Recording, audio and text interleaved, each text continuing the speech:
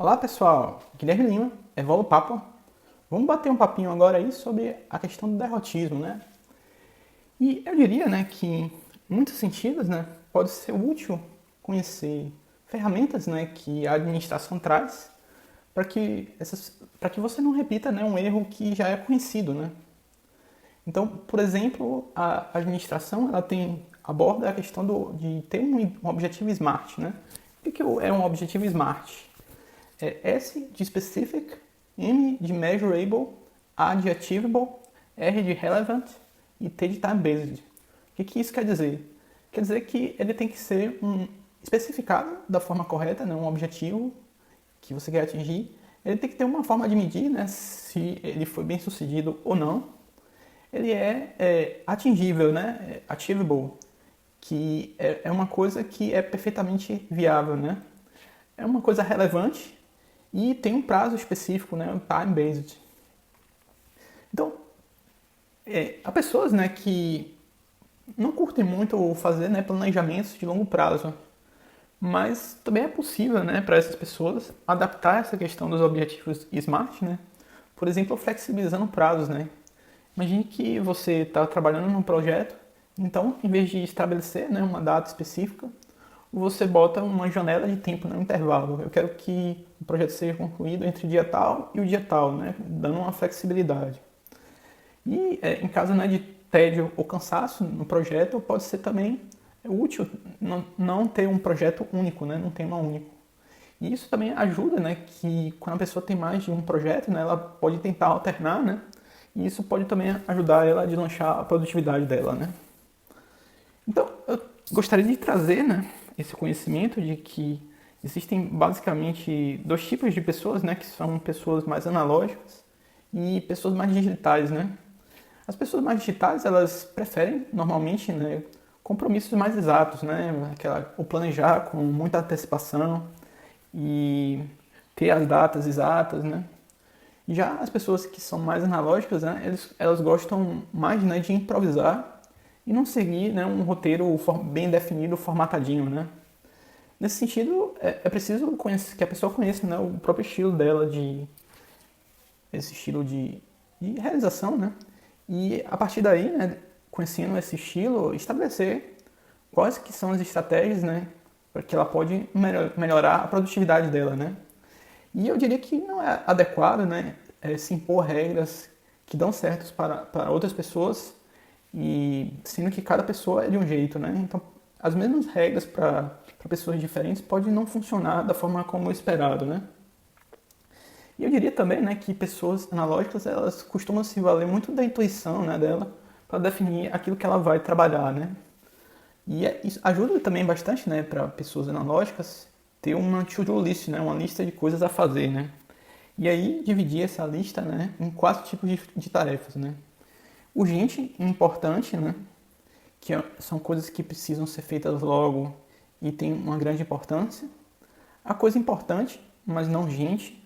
A coisa que você considera importante, mas se você não fizer agora, tá tudo bem. A questão de ser urgente, né, mas não importante, de você precisar fazer, né, essa coisa agora, mas isso não é tão importante. E às vezes, para esse tipo de tarefa, pode ser feito delegado, né, para outra pessoa. E você tem também a questão não urgente e não importante. Então, você definindo, né, as tarefas que tem uma lista, né, de coisas a fazer, pode ajudar na questão da sua produtividade, né? Uma técnica outra que pode ajudar, né, seria a chamada Kanban list, né, a lista Kanban. Essa lista ela tem 4 colunas, né? A primeira seria os recursos, né, as coisas que a pessoa tem, né? O to-do seria a lista de coisas a fazer. O doing seria a lista de coisas que estão sendo feitas, né, no presente. E done, a lista de coisas que já foram feitas, né? E essa técnica, normalmente, ela permite, né, ter alguma medida, né, da produtividade da pessoa, né? E é muito comum, né, as pessoas terem dificuldades de saber o que está acontecendo, né? Porque se a pessoa não mede, né, ela não tem como fazer um balanço, é tudo meio que na intuição, né? Nesse sentido, pode ser útil, né, cada pessoa criar suas próprias métricas e aí acompanhar ao longo do tempo, né, para tentar fazer um balanço anual mais objetivo, né, das realizações dela, né? E pessoas digitais, elas funcionam melhor exatamente com essa questão do cronograma, ou ainda o hábito, né, de criar um tempo diário para um determinado fim, né? Seriam mais pessoas mais digitais, né?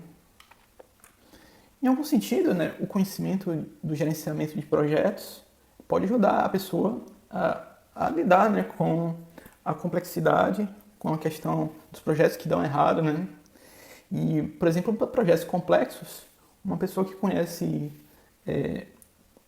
o livro, né, PMP, né, PMPBOK, que é o Project Management Body of Knowledge, que é um corpo de conhecimento para lidar com projetos complexos. E através da aplicação desses conhecimentos, isso permite, né, que a pessoa não incorra em erros, né, que já foram cometidos por outras pessoas previamente, né? E aumenta a possibilidade de sucesso, né? Você tem também, para projetos mais simples, né, outra técnica chamada Project Model Canvas, né, em que você tem uma série de espaços num quadro, né, as justificativas, ou porque que o seu produto é relevante, né, ou o seu serviço é relevante, o objetivo SMART, né, que é o que você quer atingir, né, específico, mensurável, atingível e tudo mais. E você tem a questão dos benefícios, né? Aquilo que o seu objetivo vai trazer, né? De benefícios para todos. E você tem a questão do produto, né? Qual que vai ser, né? Esse produto. Os requisitos, né? O que você precisa, né? Para que esse projeto se realize.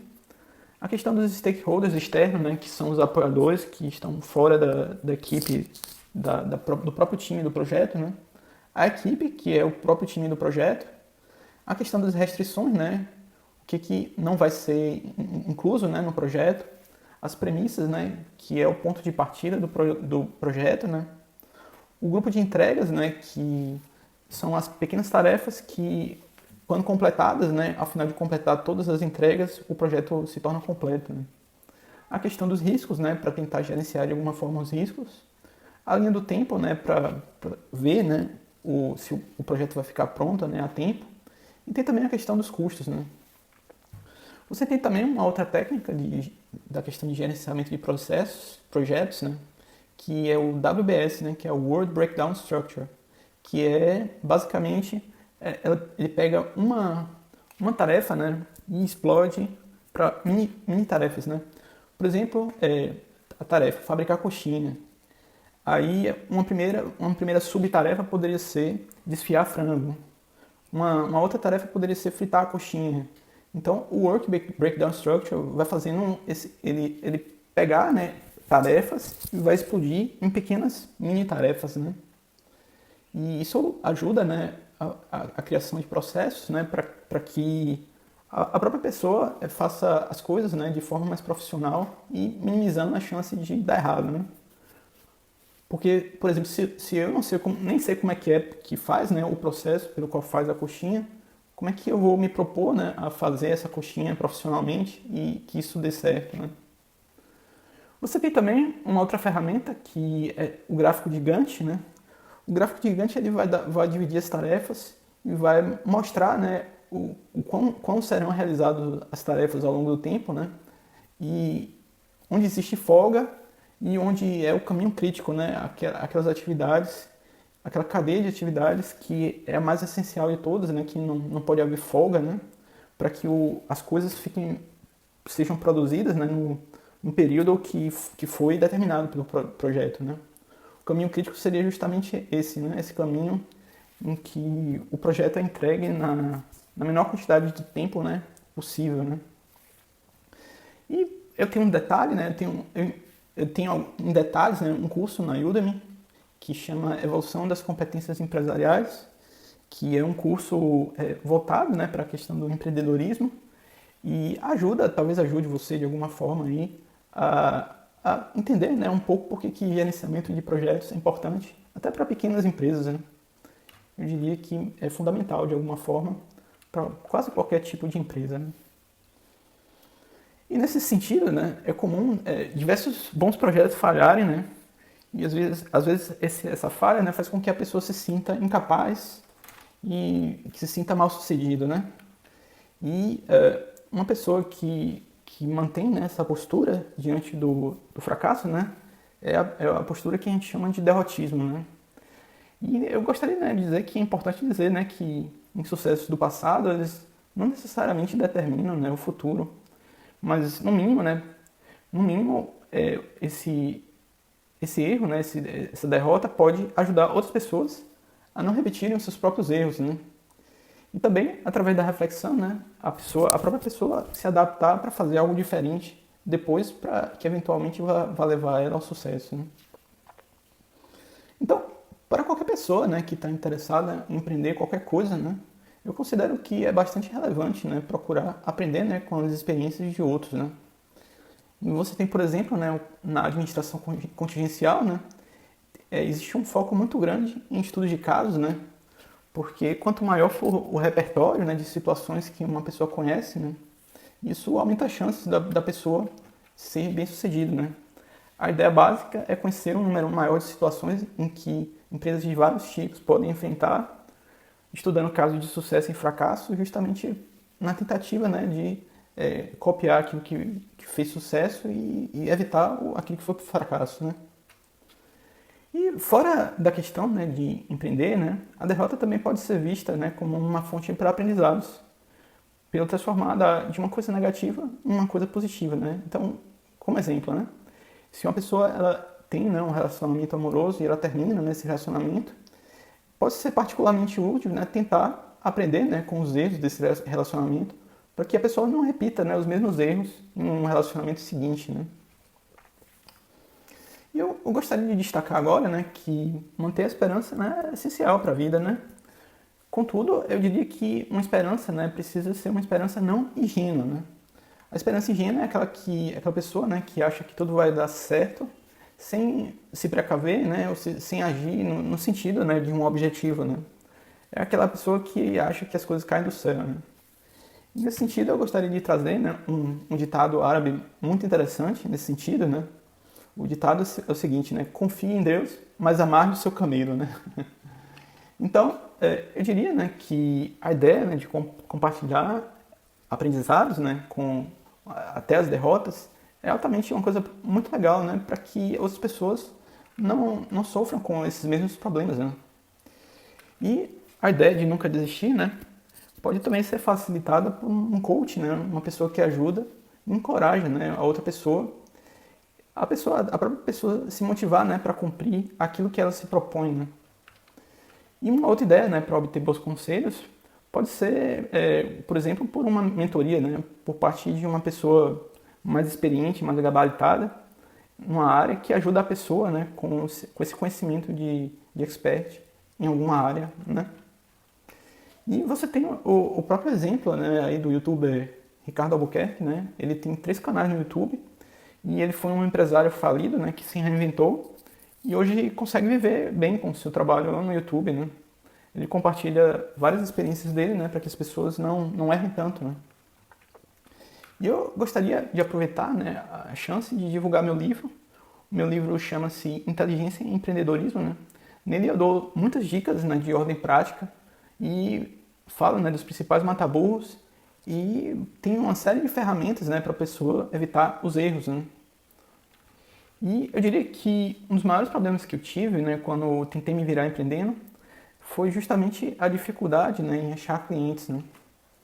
Então, eu diria, né, que desistir, né, pela derrota mata, né, a esperança, né. E quando não tem mais esperança, não há ação. E se não há ação, não há tentativa. E se não há tentativa, a pessoa não sai do lugar, né. Então, eu tenho, né, eu já ouvi falar, né, uma história famosa, né, que é contada em curso de administração, né.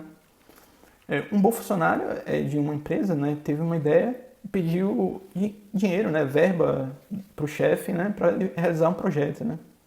E depois de algum tempo o projeto falhou, né, e lá foi o cara, né, oferecendo a sua demissão. E uma vez que tinha falhado, né, aí o chefe virou para ele e disse assim: "Você é maluco?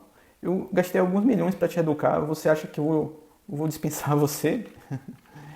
E nesse sentido, tem uma frase que é atribuída a Thomas Watson, né, da IBM, a grande IBM, né, uma empresa de informática muito grande, que não é só isso, né. E ele fala assim: The fastest way to succeed is to double your failure rate. Ou seja, a maneira mais rápida de ser bem sucedido é dobrar a sua taxa de falha. Então, nesse sentido, eu concordo muito com essa afirmação, né? Porque, de certa forma, são raros os empreendimentos, né, que de primeira eles pegam, né? Então, eu gostaria, né, de destacar 7 passos que podem ajudar, né, uma pessoa a superar, né, esse derrotismo, né? E o primeiro passo seria realmente a consciência da derrota, né? Admitir realmente houve essa derrota aqui, nesse momento, e aí a pessoa admite que houve a derrota, e um segundo passo seria refletir sobre a derrota. A pessoa pensar, por que deu errado, né? Por que falhou? E aí ela vai para o terceiro passo, que é extrair, né, os aprendizados. Então ela pode dizer assim, o que essa falha, essa derrota me ensinou, né? Que tipo de aprendizado eu posso extrair, né? E inclusive ela pode tentar, né, codificar isso para que outras pessoas não caiam, né, nesses mesmos erros, né? Uma quarta etapa seria a questão da autorreconstrução, né? Seria a possibilidade de tentar uma outra coisa ou até tentar a mesma coisa, só que de uma forma diferente, com essa reflexão, né, do que deu errado e tentar construir de alguma forma um caminho de sucesso, né? E aí depois a pessoa, né, codifica, né, extrai, né, os aprendizados que ela teve com as derrotas, né, e aí ela divulga isso, né, e com isso ela pode receber muitas críticas, né, boas ou ruins, e às vezes o fato dela divulgar, né, dela compartilhar as informações que ela tem, muitas vezes termina fazendo com que outras pessoas compartilhem com você também informações que ela tem, né. E aí isso também, né, pode servir, né, de uma ponte para uma vitória, né, algo que é o desejável, né, o que todos desejamos, né. Então, chegamos ao nosso final desse podcast. Gostaria só de fazer as recomendações na arte, que na verdade são recomendações, né, já fiz a recomendação desses filmes, mas reindico, né, porque são filmes bons e podem servir com o propósito, né, de estudar o oposto do derrotismo, né. Justamente seria o filme do Erin Brockovich, Uma Mulher de Talento, né, com Julia Roberts, de 2000. E nele conta basicamente a história, né, de uma mãe solteira que conseguiu pegar um grande caso, né, de direito, né, e conseguiu fazer seu pé de meia. Foi uma história muito interessante, muito tocante, uma história de persistência, né, ela não desistiu na primeira dificuldade, né. E também você tem Intocáveis, de 2011. É uma história, né, de uma pessoa que era rica, que ficou tetraplégico, e em alguma medida ele conseguiu recuperar um pouco a questão do desejo de viver, né? Então fica aí a dica, e se você curtiu, dá aquela curtidinha. Se você quiser falar comigo, comentar alguma coisa, comenta aí embaixo. Se você quiser ajudar, dá uma compartilhada com a gente. E até mais. Falou, fui. Tchau, tchau.